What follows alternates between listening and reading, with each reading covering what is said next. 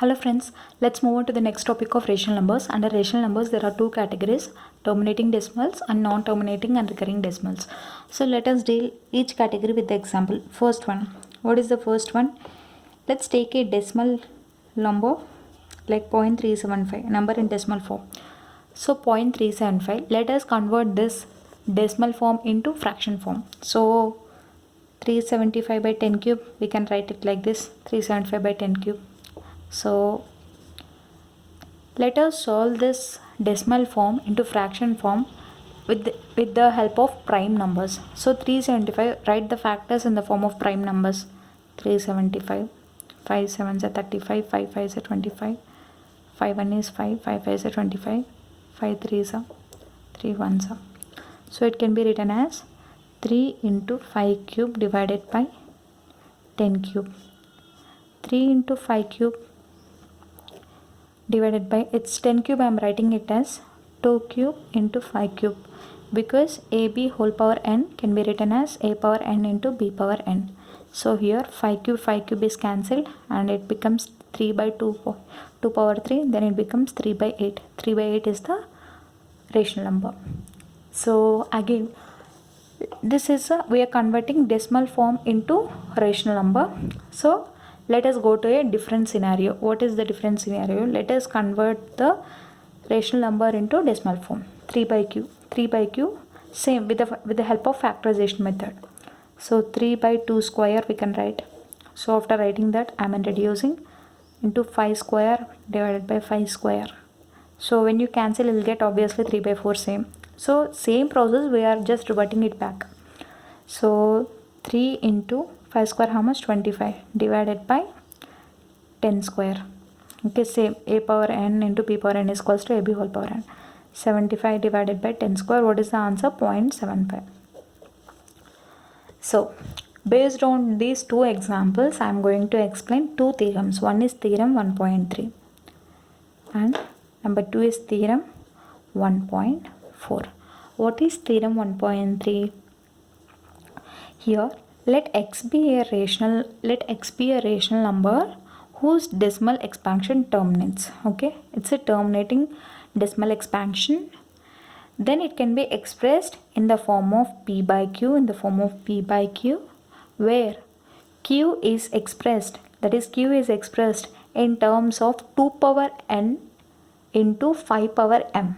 Okay, here where x is a terminating decimal, when x is a terminating decimal, it can be expressed in the term of p by q, where q is expressed in terms of 2 power n into 5 power m. So same here, what is we have expressed in terms of 2 power n.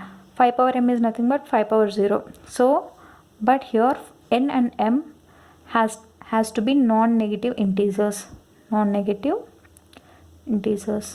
Okay, this is the theorem 1.3. Same we have done this example, that's why I have explained this theorem.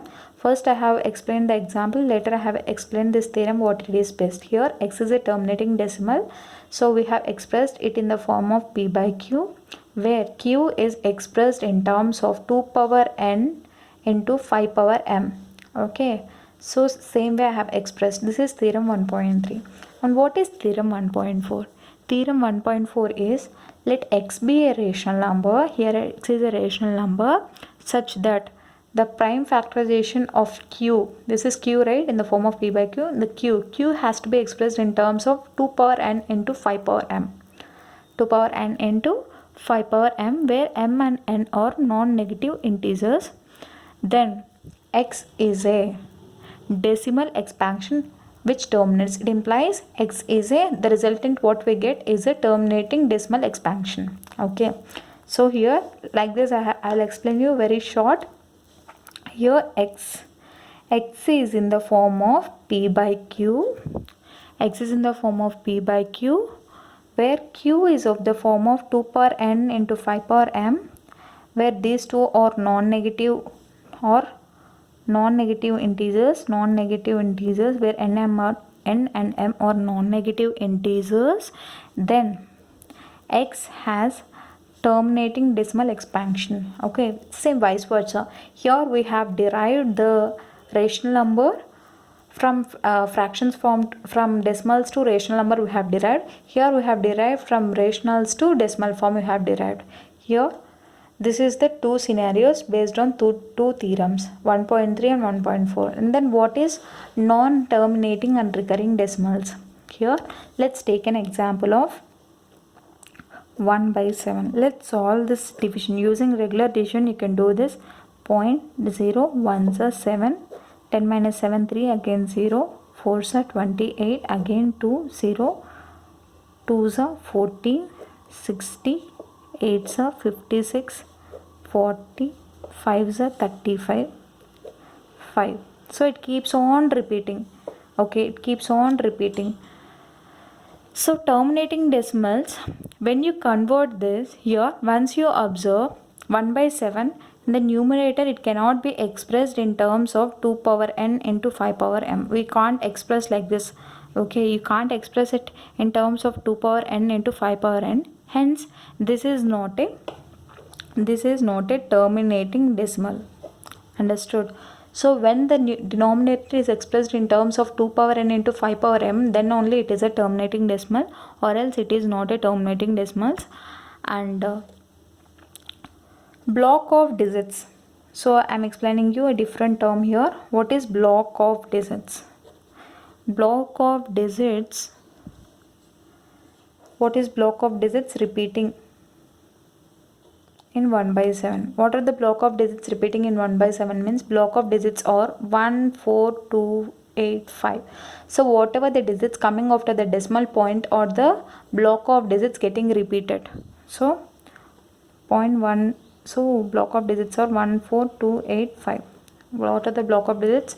Block of digits are 1, 4, 2, 8, 5 or repeating after the decimal point. So this in the quotient it is not terminating because it keeps on repeating non-terminating recurring decimals.